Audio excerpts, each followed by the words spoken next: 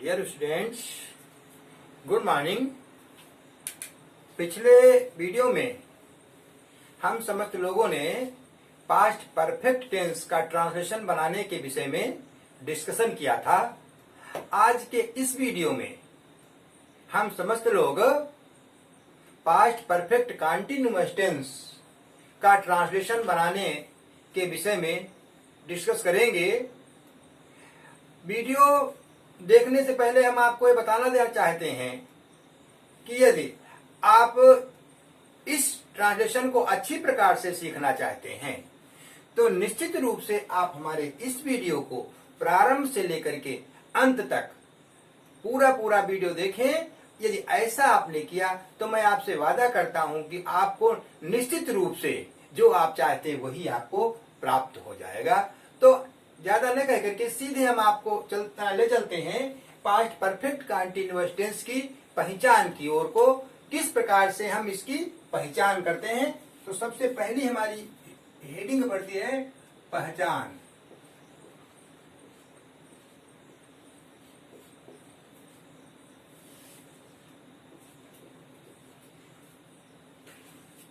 Past perfect tense एक ऐसा tense होता है जिसमें कार्य भूतकाल में जारी रहता है। अर्थात इसको लिखने के लिए हम लिखेंगे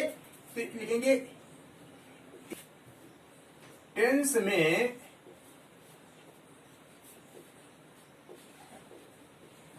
कार्य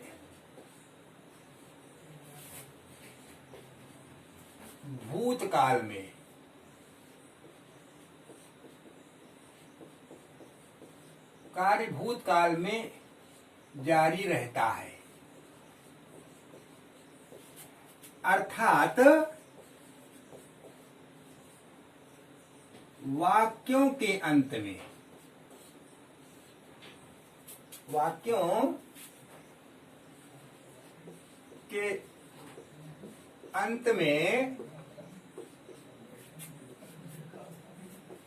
रहा था,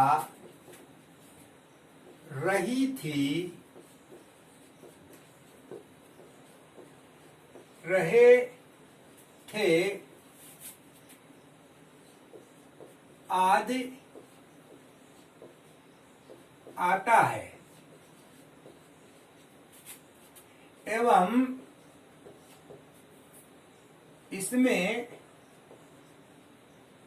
समय भी दिया होता है।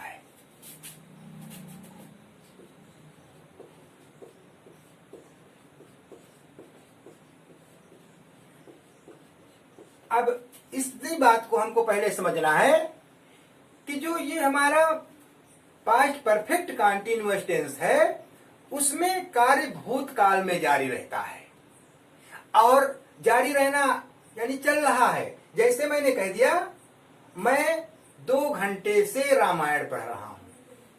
मेरा भाई, मैं 2 घंटे से रामायण पढ़ रहा था। मेरा भाई 1 सप्ताह से विद्यालय नहीं जा रहा था। अब आपने देखा कि इन दोनों वाक्यों के अंत में रहा था, रही थी अथवा रहे थे आया है।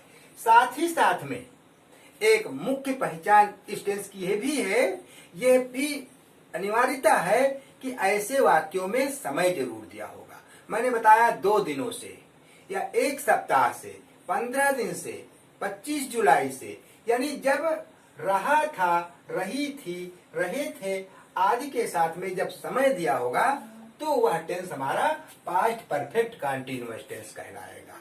यदि हमने कहीं इसमें समय को नेग्लेक्ट कर दिया, यदि समय को हम भूल जाएंगे तो हमारा पास्ट परफेक्ट कंटीन्यूअस टेंस न रह करके केवल पास्ट कंटीन्यूअस टेंस रह जाएगा। इसलिए डियर स्टूडेंट्स, हमको सेंटेंस के विषय में ध्यान रखना है कि क्या इस सेंटेंस में समय दिया है या नहीं दिया है। तो बस इतनी बात है, ये हमारी पहचान है। इस पहचान के साथ साथ में अब हम आपको सीधे बताएंगे कि इसमें अनुवाद बनाने का नियम क्या होता है। अर्थात अनुवाद का नियम।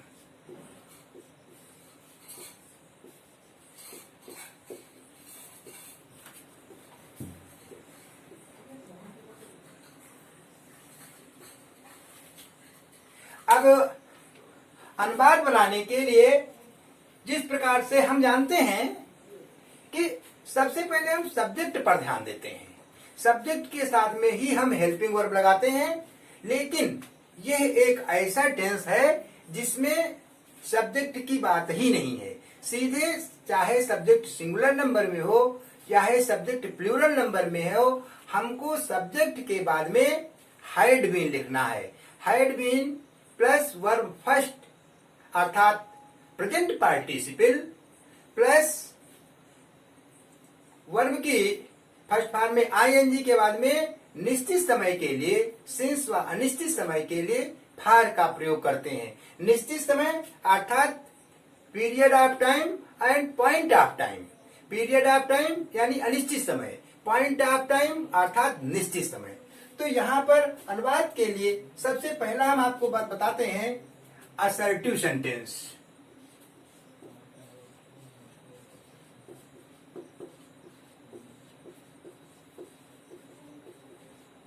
अब हमने आपको पहले बताया कि असर्टिव सेंटेंस जो है वो इंफॉर्मेशन शो करता है, सूचना देता है, और सूचना दो प्रकार की होती है। एक तो सूचना सकारात्मक होती है, दूसरी सूचना नकारात्मक होती है। तो असर्टिव सेंटेंस के अंतर्गत हम आपको अफर्मेटिव सेंटेंस का रूल बताते हैं कि किस प्रकार से हम अफर्मेटिव सेंटेंस का ट्रांसलेशन करते हैं। सबसे पहले हम लिखते हैं subject. First of all subject. Subject के बाद में चाहे सब्जेक्ट सिंगुलर नंबर में आ जाए या चाहे सब्जेक्ट प्लूरल नंबर में आ जाए, हमें कोई इससे फर्क नहीं पड़ता है। सब्जेक्ट तत्पश्चात had been plus verb first plus ING. अब यहां पर हमको ये ध्यान देना है, फर्स्ट प्लस आईएनजी इसको ही हम प्रेजेंट पार्टिसिपल भी कहते हैं, या जनरली हम कह सकते हैं कि वर्ब की चौथी फॉर्म ये है, फोर्थ फॉर्म है, लेकिन वास्तव में इसको हमें प्रेजेंट पार्टिसिपल कहना चाहिए। तो subject plus had been plus verb first plus ING और उसके बाद में ऑब्जेक्ट। ऑब्जेक्ट प्लस सिंस अथवा फार, यानी सिंस और फार। अब यहां पर हमको समझना है, since means point of time, निश्चित समय। जब हमारे लिए निश्चित समय दिया जाए, और निश्चित समय भी क्या है, तो जैसे हमने कह दिया 15 सितंबर से, ये हमारा निश्चित समय है, तो इसमें हम सिंस का यूज करेंगे। कह दिया गया मंगलवार से, तो ये हमारा निश्चित समय है, सिंस लगाएंगे। हम कहेंगे अगस्त से, निश्चित समय है, सिंस लगाएंगे। हम कहेंगे 2020 से, सिंस का प्रयोग करेंगे। तो ये हमारा पॉइंट ऑफ टाइम है, और फॉर ये हमारा पीरियड ऑफ टाइम है। पीरियड ऑफ टाइम अर्थात अनिश्चित काल। मैंने कह दिया 2 घंटे, 1 सप्ताह से, 15 दिन से, 3 महीने से, 10 वर्षों से, ये हमारा अनिश्चित समय है, और इसके लिए हमको फार का प्रयोग करना चाहिए। और इतना करने के बाद में सीधे सीधे हमको टाइम, यानी जो समय दिया गया है उसकी इंग्लिश लिख देनी चाहिए। इस प्रकार से ये हमारे सामने एक फार्मूला आ गया। जब इस फार्मूले का हम यूज करेंगे तो हमारा सेंटेंस बिना कुछ सोचे समझे बहुत ही आसानी से और बहुत इजी वे में सेंटेंस हमारा बन जाएगा, और हमको भी लगेगा कि वास्तव में सेंटेंस कितना इजी है। अब इसके साथ में हमें सीधे सीधे इसके एग्जांपल्स देखते हैं। जैसा कि हमने आपको पहले बताया है, जिस ट्रांसलेशन में फार्मूला लिखने के लिए नहीं आता है, केवल फार्मूला आपको यह बताने के लिए है, ये समझाने के लिए कि वास्तव में हम ट्रांसलेशन कैसे करेंगे। इसलिए हम एग्जाम्पल लिख रहे हैं। पहला एग्जाम्पल इससे लिखेंगे। पहला है सीता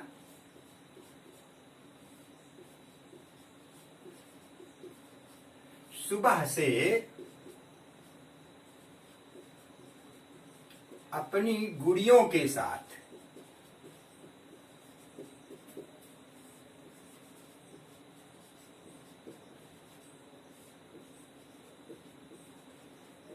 खेल रही थी। अब यहां पर हमने देखा सब्जेक्ट सीता है, तो हम सबसे पहले सीता लिखेंगे। अब हमने आपको पहले ही बता दिया है कि यहां पर सब्जेक्ट के लिए कोई भी प्रतिबंध नहीं हो, चाहे सब्जेक्ट सिंगुलर में दिया हो चाहे सब्जेक्ट प्लूरल में दिया हो, हमको सीधे सीधे सब्जेक्ट के बाद में हैड बीन का प्रयोग, यानी Sita had been, verb first plus आएंगी, यहां पर वर्ब है खेलना, प्ले, तो सीता हैड बीन प्लेइंग। अब सीता खेल रही है अपनी गुड़ियों के साथ, तो लिखेंगे Sita had been playing with her dolls, अपनी गुड़ियों के साथ में। अब आगे लिखा है सुबह से, सुबह भी हमारा निश्चित समय है, तो हम लिखेंगे सिंस मॉर्निंग।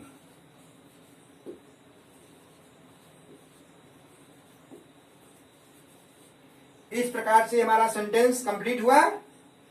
अब दूसरा एग्जांपल आपको पुनः मैं बताता हूं। सेंटेंस नंबर 2, मैं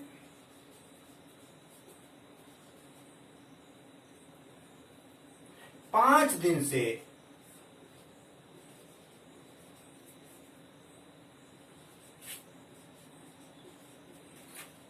इतिहास याद कर रहा था।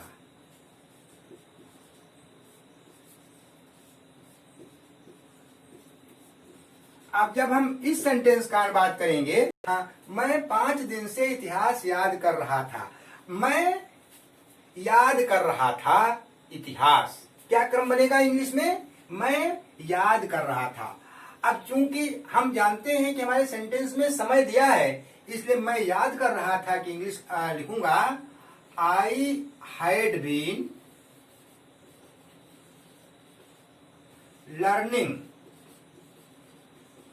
लर्निंग मीन्स याद करना, सीखना। I had been learning history. अब हिस्ट्री हमारी एक लैंग्वेज है, एक भाषा है, विषय है हमारा। विषय होने के कारण हम इसको कैपिटल में लिखेंगे, I had been learning history. अब है 5 दिन से, मैंने बताया था ये हमारा पीरियड ऑफ टाइम है, यहां पर ये पॉइंट ऑफ टाइम था, इसलिए सिंस का यूज किया। ये यहां पर पीरियड ऑफ टाइम है, इसलिए यहां पर लिखेंगे फॉर 5 डेज। नेक्स्ट सेंटेंस,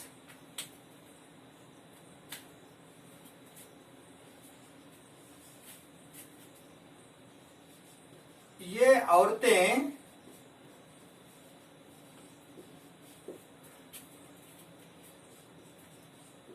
तीन घंटे से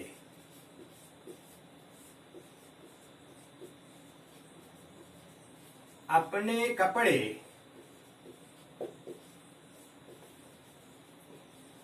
सिल रही थीं।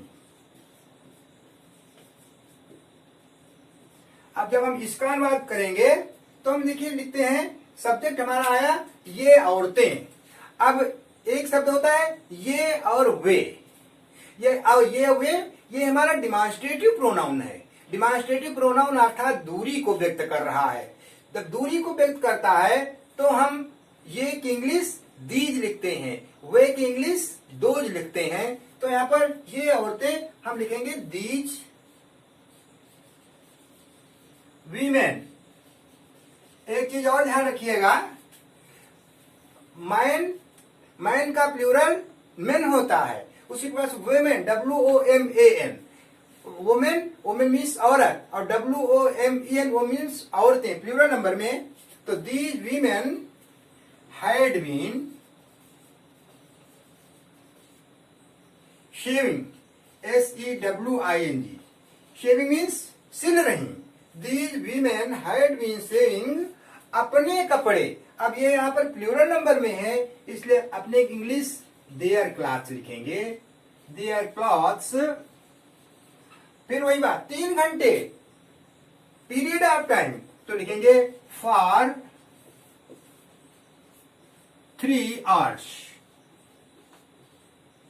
Full stop. और इस प्रकार से हमारा ये सेंटेंस पूरा हो गया। ये हमारा अफर्मेटिव सेंटेंस, यानी जो असर्टिव सेंटेंस लिखा था, असर्टिव सेंटेंस के अंतर्गत ही हमारा अफर्मेटिव सेंटेंस आता है। और अगला जो सेंटेंस आएगा वो हमारा होगा निगेटिव सेंटेंस। निगेटिव सेंटेंस अर्थात नकारात्मक वाक्य। इस नकारात्मक वाक्य में कुछ खास नहीं करना होता है, बस हमको ये ध्यान रहे कि नकारात्मक में नहीं शब्द आता है, नहीं आने पर वो नकारात्मक शो करता है। यहां पर आपके समझने के लिए मैं निगेटिव सेंटेंस इसका हेडिंग डाल देता हूं, निगेटिव सेंटेंस।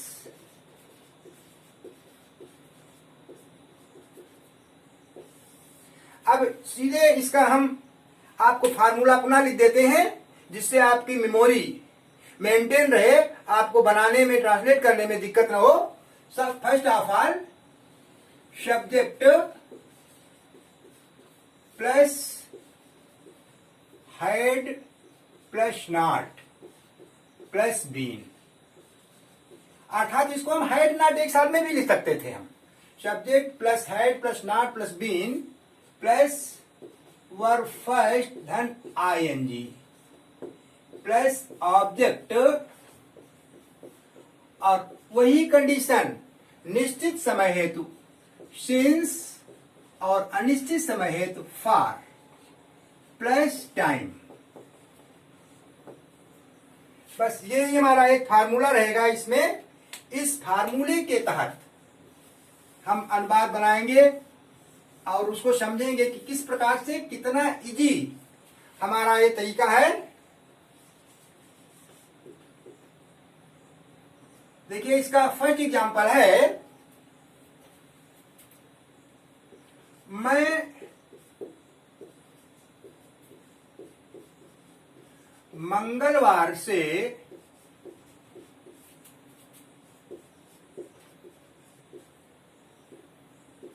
तुम्हें नहीं पढ़ा रहा था।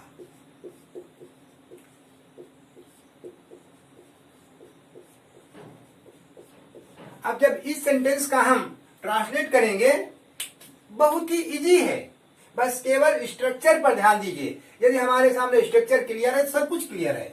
आई, अब यहां पर निगेटिव है, आई हैड नॉट बीन, पढ़ाना, ध्यान रखिए पढ़ना और पढ़ाना दोनों में अंतर है। पढ़ना अर्थात रीड और पढ़ाना अर्थात टीच। तो I had not been teaching you. अब आगे लिखा है मंगलवार से, तो यहां पर लिखेंगे सिंस ट्यूसडे। इस प्रकार से हमारा सेंटेंस कंप्लीट हो गया। दूसरा एग्जांपल पुनः देखते हैं। मेरा नौकर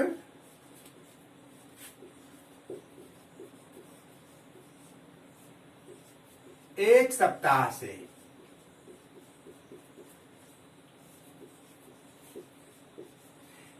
खाना नहीं बना रहा था।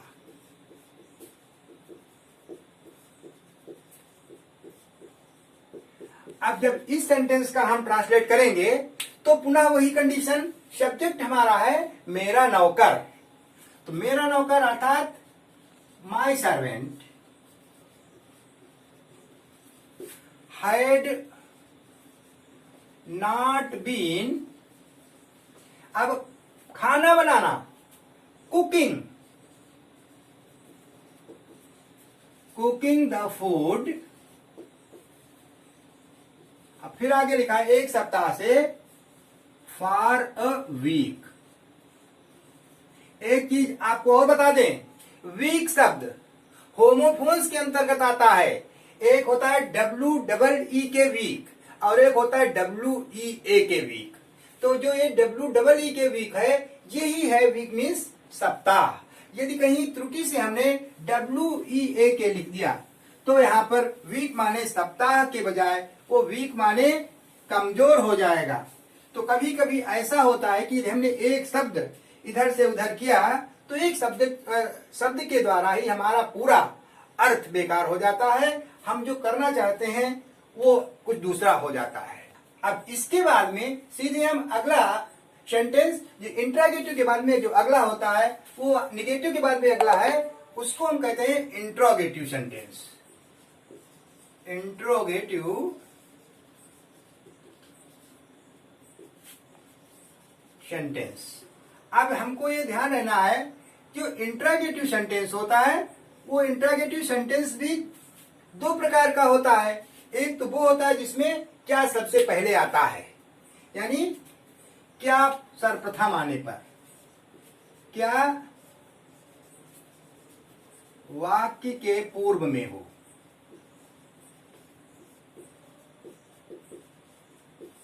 जब क्या वाक्य के पूर्व में होगा तो ऐसी कंडीशन में वही फार्मूला, यानी जो यहां पर हेल्पिंग वर्ब के रूप में जो हैड बीन मैं यूज करता हूं, इसी का हैड फर्स्ट ऑफ ऑल, यानी सबसे पहले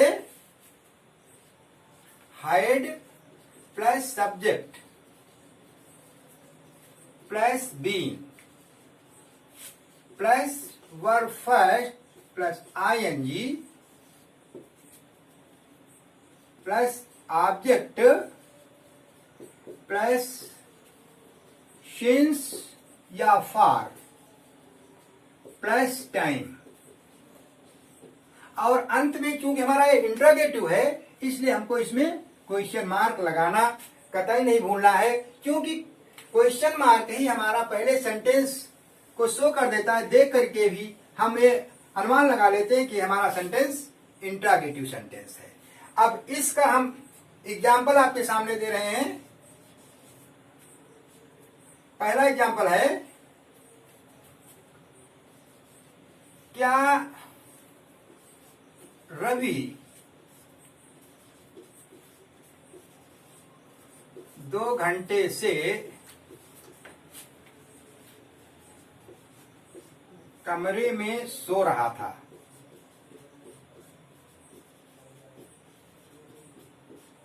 अब जब हम इस सेंटेंस का अनुवाद करेंगे तो ध्यान देते हैं सबसे पहले हैड आता है, तो हम ये लिखेंगे हैड रवि बीन स्लीपिंग। अब स्लीपिंग यानी सो रहा था। अब कहां सो रहा था, तो कहेंगे कमरे में सो रहा था, तो यहां लिखेंगे had Ravi been sleeping in the room. फिर लिखा 2 घंटे से फॉर 2 hours।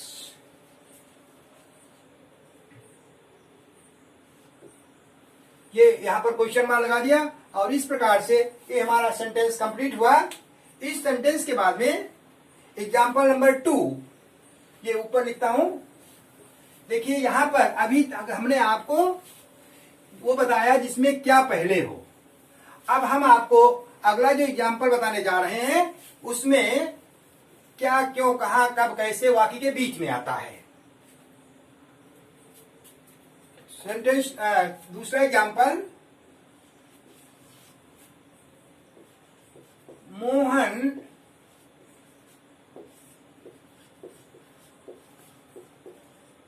जुलाई से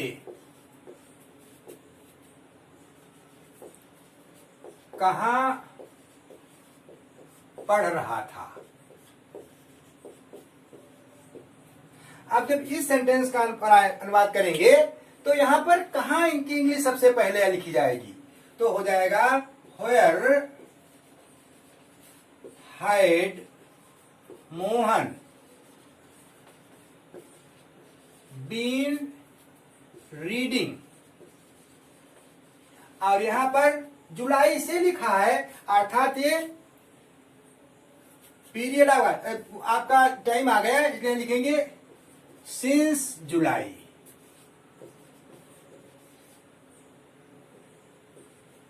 जब यहां पर ये पॉइंट ऑफ टाइम था, इसीलिए मैंने यहां पर ये बात लिख दी। अब देखिए इस सेंटेंस के बाद में हम आपको सीधे अगला जो सेंटेंस है वो आपका आता है interrogative negative sentence. Interrogative negative sentence.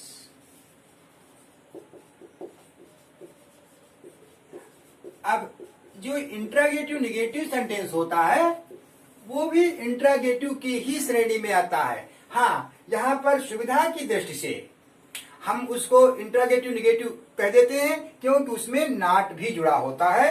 अर्थात इसमें भी यहां पर समझने के लिए लिख दीजिए, क्या पूर्व में तथा नहीं बीच में होने पर।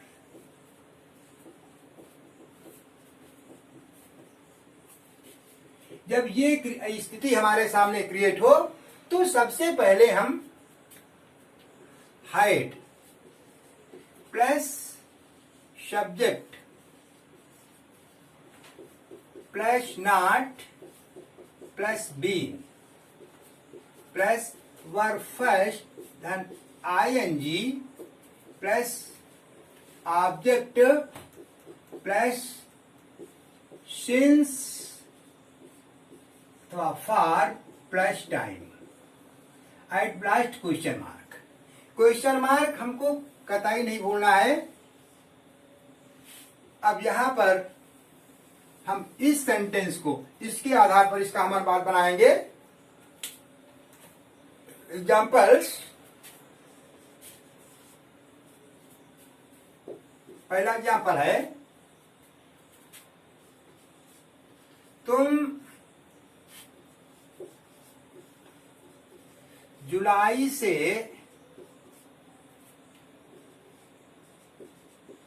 अपने नौकर को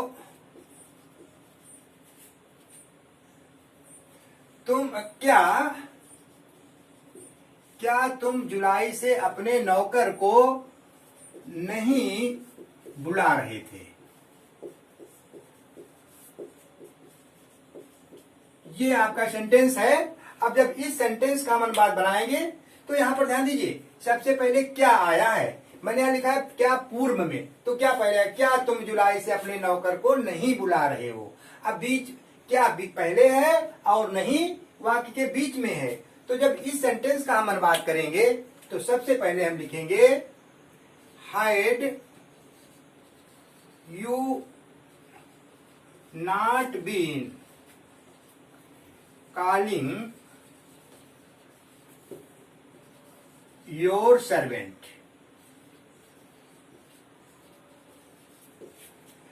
Had you not been calling your servant, और यहां जुलाई से अर्थात since जुलाई। एक चीज हमको और ध्यान रखनी है कि यदि कहीं हमारे सेंटेंस में, यदि मैंने आपको हमेशा बताया है क्या क्यों कहां कब कैसे वाक्य के बीच में यदि आ जाए तो पहले इसकी इंग्लिश लिखी जाती है। अब आपको बार बार वो बात रिपीट नहीं करता हूं, आप सीधे ध्यान दीजिए कि यदि क्या क्यों कहां कब कैसे वाक्य के बीच में लिखा हो तो सबसे पहले उसकी अंग्रेजी यहां पर जोड़ दीजिए। लेकिन एक विशेष बात के लिए हम आपको यहां पर एक स्पेशल हेडिंग विशेष करके लिख देते हैं। बहुत ही मतलब की बात है, जिसको यदि आपने कायदे से ध्यान दिया तो आपको लगेगा कि हाँ ये चीज वास्तव में सही आई। यदि वाक्य में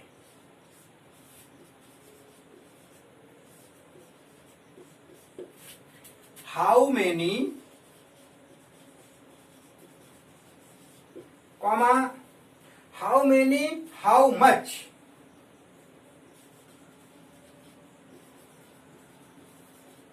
हाउ मेनी और हाउ मच दोनों एक ही चीज है, या कह दिया जाए विच या हुज।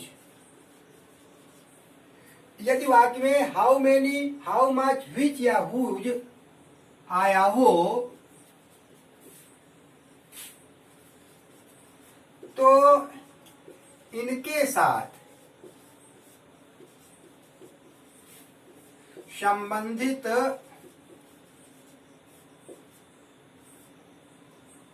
नाउन की अंग्रेजी भी लिखी जाती है।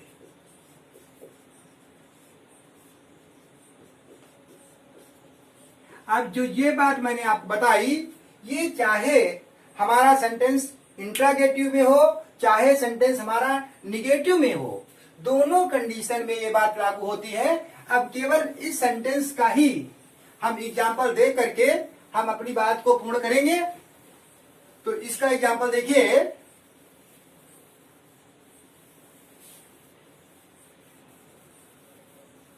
एग्जाम्पल है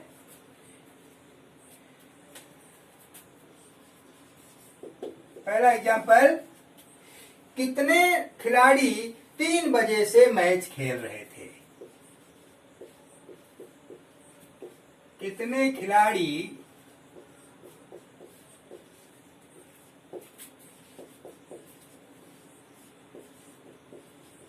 3 बजे से मैच खेल रहे थे।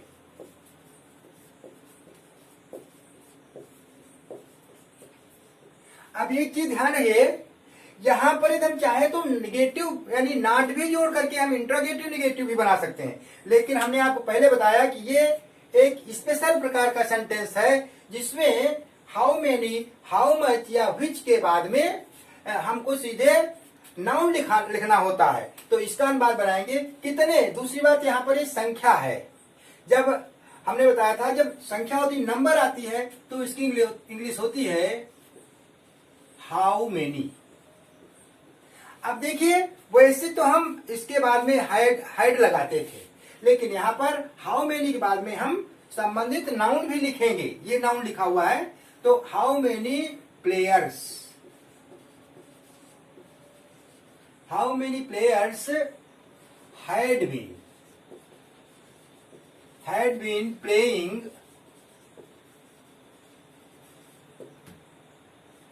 the match। अब यहां लिखा 3 बजे से, ये आपका पॉइंट ऑफ टाइम है, तो यहां लिखेंगे since 3 o'clock। और इस प्रकार से ये हमारा सेंटेंस बन करके आज का वर्क कंप्लीट हुआ। अब इसको देखने के बाद में यदि आपने इसको प्रारंभ से लेकर के अंत तक देखा होगा तो निश्चित रूप से मैं विश्वास करता हूं कि जो आपका पास्ट परफेक्ट कंटीन्यूअस टेंस का सेंटेंस, वो चाहे आपका सीधे सीधे अनुवाद बनाने के लिए चाहे दिया गया हो, तो या चाहे किसी सेंटेंस में कोई स्टोरी में हमारा कोई ऐसा सेंटेंस लिखा गया हो जो इस पास्ट परफेक्ट कंटीन्यूअस टेंस से रिलेटेड हो, निश्चित रूप से उसको बना करके अपना काम पूरा कर लेंगे। आज के अवसर पर, आज के समय में इतना ही पर्याप्त है। धन्यवाद।